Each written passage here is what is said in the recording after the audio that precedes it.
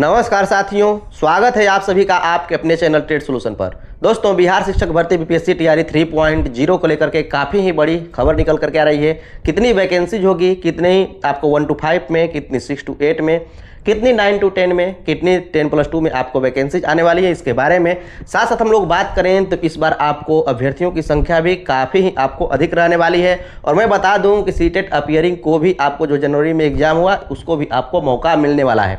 तो क्या कुछ खबर है इसके बारे में हम लोग बात करने वाले हैं और कितने कैंडिडेट आपको इसमें आएंगे। और 1 to 5, 6 to 8 के बारे में बात करें तो यहाँ पर कंपटीशन आपका काफ़ी हाई होने वाला है। सीटें कितनी रहेंगी, इन सब के बारे में डिटेल से चर्चा करने वाले हैं। तो अंत तक इस सेशन में आप बने रहिएगा। और यदि चैनल पर आप नए हैं, अभी तक नहीं सब्सक्राइब किए हैं, तो जरूर सब्सक्राइब कर लीजिएगा।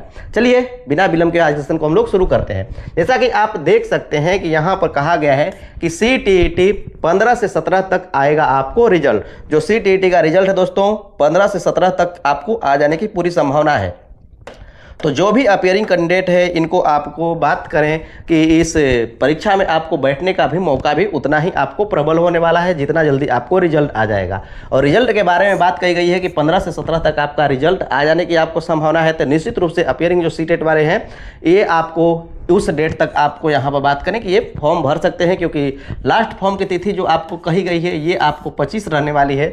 यदि 17 तक आ जाएगा, 18 तक आ जाएगा तो निश्चित रूप से इसमें इनको मौका मिलेगा। तो ये घबराए नहीं, इनको आपको मौका मिलने वाला है। STET को मौका नहीं मिला, लेकिन CTET को आपको मौका मिलने वाला है। इसमें आपको कितने नए कैंडिडेट आकर के जुड़ने वाला है, इसके बारे में हम लोग बात करें तो आप यहाँ पर देख सकते हैं कि क्या कुछ कहा गया है। बिहार लोक सेवा आयोग शिक्षक नियुक्ति भर्ती परीक्षा के लिए तीसरे चरण के लिए 10 फरवरी से आवेदन की प्रक्रिया आपकी शुरू है। और तीसरे चरण में सबसे अधिक प्रतिस्पर्धा प्राथमिक और मध्य स्कूलों में आपको होनी है। इसमें रिक्तियां कम और आवेदन आपको अधिक होंगे। इस वजह से केंद्रीय माध्यमिक शिक्षा बोर्ड की ओर से आयोजित CTET का रिजल्ट आपको 15 से 17 फरवरी के बीच आने की आपको पूरी संभावना है, ऐसी खबर निकल करके आ रही है। और यहाँ पर हम लोग बात करें कंपटीशन, तो कंपटीशन आपको काफ़ी हाई होगा। कारण इसका ये है कि ऑलरेडी हम लोग बात करें 1 to 5, 6 to 8 में कैंडिडेट की संख्या के बारे में, तो लगभग आपको 6 लाख के करीब आपको कैंडिडेट की संख्या इसमें है। लगभग 6 लाख आपको है। और इस बार CTET पेपर 1 और पेपर 2 में आपको मिला करके देश भर में टोटल आपको 31,32,000 अभ्यर्थियों ने आवेदन किया था। कुछ ने आवेदन करके परीक्षा नहीं दिया होगा, ये भी संभावना है। और जैसा कि आपको पता है कि बिहार एक ओपन वैकेंसी है, प्रत्येक राज्यों के लिए आप यहाँ पर जनरल की सीट पर आकर के फाइट कर सकते हैं। तो अब जो आपका जनरल अर्थात 1 to 5, 6 to 8 में जितनी आपको सीटें हैं, इस पर भी आपको कुछ सीटें जनरल की होंगी और उस पर निश्चित रूप से आपको फाइट होगा। कितनी होगी इसके बारे में आगे हम लोग चर्चा करेंगे। 1000 अभ्यर्थियों ने आवेदन किया था। वहीं बिहार के दोनों पेपर मिलाकर के 5,58,000 अभ्यर्थी ऐसे हैं जो कि ये आपको हिस्सा लिए। तो 5 लाख में आपको कैटेगरी में भी आपको फाइट होगा। फाइट तो निश्चित रूप से आपको होगा। कितने पास आपको होंगे वो आपको बाद में पता चलेगा। तो पास जितने होंगे उसके अनुसार से आपको फाइट बढ़ेगा। आगे यहाँ पर कहा गया है कि आपको 5,58,000 अभ्यर्थियों ने आपको परीक्षा में आपको हिस्सा लिया और परीक्षा 21 जनवरी को आपको ली गई थी। इतनी बातें तो आपको पता है। रिजल्ट आने से लाखों अभ्यर्थी को आपको इससे मौका मिलने वाले हैं। प्राथमिक व मध्य विद्यालय में आपको काफ़ी बड़ी स्पर्धा होनी है इसी के कारण। तो ये कुछ आप लोगों के हैं। बाकी मैं बात करूं कि 1 to 5, 6 to 8, 9 to 10, 10+2 में कितने आपको आएंगी वैकेंसी, इसके बारे में हम लोग बात करें तो आप देख सकते हैं एक बड़ी खबर निकल करके आ रही है। पहली से 5 के लिए आपको 15 से 18,000 वैकेंसी आपको आने वाली है। मैंने 3 दिन पहले ही इसके बारे में बताया था कि आपको कितनी वैकेंसी आने वाली है। यदि उस वीडियो को आप देखना चाहते हैं तो विषयवार मैंने आपको बताया है, वहाँ से जाकर के वीडियो के डिस्क्रिप्शन में उसका लिंक है, वहाँ से जाकर के आप देख सकते हैं। मैंने बताया था कि 15 से 18,000 लगभग आपको प्राइमरी में वैकेंसी आनी है। और ऐसी ही खबर निकल करके आ रही है कि 15 से 18,000 वैकेंसी आपको प्राइमरी में आने वाली है। अर्थात 1 to 5 के बारे में हम लोग बात कर रहे हैं। 6 to 8 के बारे में हम लोग बात करें तो 6 to 8 में भी आपको 10 से 12,000 वैकेंसी आने की संभावना है। मैंने बताया था कि लगभग 14,000 के करीब में आपको वैकेंसी आने की संभावना है, लेकिन ऐसा निकल करके आ रहा है कि 10 से 12,000, तो इर्द गिर्द उतना ही आपको है। 9वीं से 10वीं में मैंने आपको बताया था कि लगभग 15,000 के करीब में आपको वैकेंसीज आने की संभावना है और 15,000 आपको वैकेंसीज आ रही है, ऐसा खबर निकल करके आ रहा है। और साथ साथ 10+2 में मैंने आपको बताया था कि लगभग 40,000 आपको वैकेंसीज आएगी, देखने को आपको मिलने वाली है। कारण इसका यह है कि मैंने पहले से भी आपको कहा था कि लगभग 45% आपको 10+2 की ही वैकेंसी आएगी और बाकी में 1 to 5, 6 to 8, 9 to 10 आपके रहने वाले हैं। तो दोस्तों इतनी आपको वैकेंसी हम लोग बात करें 1 to 5 6 to 8 में टोटल वैकेंसीज के बारे में, तो लगभग ये वैकेंसीज आपको 30,000 होती हैं।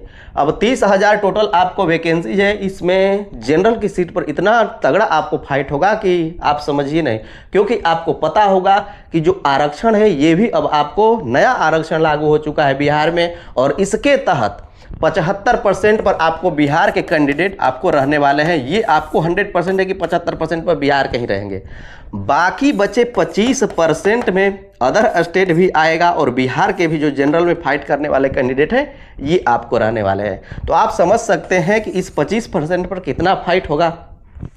तो ये कुछ आपको बातें हैं, और यहाँ पर हम लोग बात करें 25%, और इसका हम लोग बात करें कि ये आपको 30,000 वैकेंसीज है।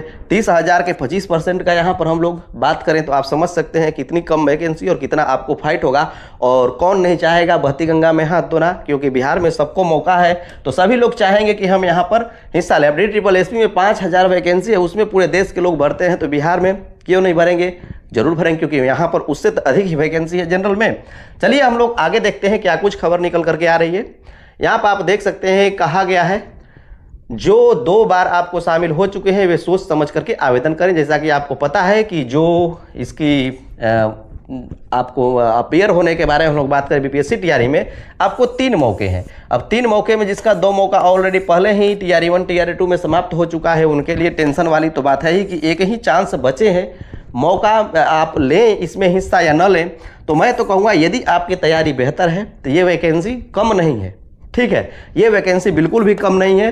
1 to 5 6 to 8 के बारे में बात करें, या फिर हम लोग बात करें 10+2 के, 10+2 में भी आपको काफ़ी पर्याप्त वैकेंसी है। आगे आने वाले समय में हल्का फुल्का कम होने की संभावना है। तो यदि आप उसके कैंडिडेट हैं तो निश्चित रूप से आप हिस्सा लीजिए, और नहीं आप 1 to 5 6 to 8 कैंडिडेट है तो भी आप हिस्सा ले सकते हैं, क्योंकि अगली बार हम लोग बात करें तो 1 to 5 की जो वैकेंसी है वो आपको घटने वाली है, 6 to 8 की थोड़ी बहुत आपको बढ़ने की संभावना मतलब मेरी ओर से है, ऐसा नहीं कि यही आपको सही है। तो आप हिस्सा जरूर लीजिए, और मैं आपको बता दूं कि चांसेज बहुत ज़्यादा हैं कि जो इसका अवसर वो आपको बढ़े, 3 से बढ़ाकर 5 या 6 आपको किए जाने पर विचार चल रही है, तो बढ़ भी सकता है। तो आप ये सब कुछ को देखते हुए फॉर्म भर सकते हैं। साथ साथ आपके तैयारी पर भी डिपेंड करता है, यदि तैयारी आपको लग रही है कि बेहतर तैयारी हुई है तो निश्चित रूप से आप हिस्सा लीजिए, और यदि नहीं लग रहा है कि नहीं इस बार भी नहीं हो पाएगा तो आप छोड़ सकते हैं, अगली बार ट्राई कर सकते हैं। आगे क्या कुछ आपको खबर है इसके बारे में हम लोग बात करें तो गलत हुआ तो आवेदन रद्द कर प्रवेश रजिस्ट्रेशन आपको दोबारा करना होगा, ये बात आप ध्यान दीजिएगा। तो आप अपना फॉर्म बिल्कुल अच्छी तरह से देख ताक करके आप अपना फॉर्म भरिएगा, और इत्मीनान से भरिएगा ताकि कोई भी गलती ना हो, ये बात आप ध्यान दीजिएगा। क्योंकि ऐसा यदि हुआ तो दोबारा आपको रजिस्ट्रेशन करना होगा, और समय बहुत कम है इसमें। हम लोग बात करें साइट पर आपको काफ़ी ओवरलोड होगा और फॉर्म भरने में काफ़ी दिक्कत होगी।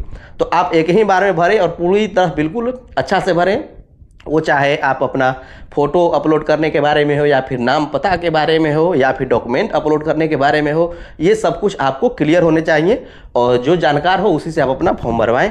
तो ये कुछ आप लोगों के लिए थी खबर जो कि आप लोगों को जानना जरूरी था। और साथ साथ मैं आपको बता दूं कि अतुल प्रसाद जी का विदाई हो चुका है, BPSC TRE 3 में ही अतुल प्रसाद जी का विदाई हो चुका है। अब ये आपको दूसरे BPSC के चेयरमैन आपको कोई आने वाले हैं, अभी तक इसका ऐलान नहीं हुआ है, लेकिन हम लोग बात करें अतुल प्रसाद जी का विदाई हो चुका है। उन्होंने क्या कुछ कहा इसके बारे में हम लोग बात करें तो अतुल बोले IAS बनना मेरी गलती, हर चमकने वाली चीज़ सोना नहीं होती, ये बात आपको विदाई समारोह में इन्होंने कहा। तो अब जो भी हो, जिस स्तर से इन्होंने कहा, क्योंकि इतने लंबे समय काम करने के बाद भी ऐसा कोई अधिकारी IAS अधिकारी कहता है तो क्या कुछ मैटर है वो तो वही जानते होंगे। तो मैं ऐसा करता हूँ कि दोस्तों आज का सेशन आप लोगों को काफ़ी बेहतर लगा होगा। यदि बेहतर लगा है तो लाइक से सब्सक्राइब करना नहीं भूलिएगा, जरूर कर दीजिएगा। चलिए मिलते हैं नेक्स्ट सेशन में।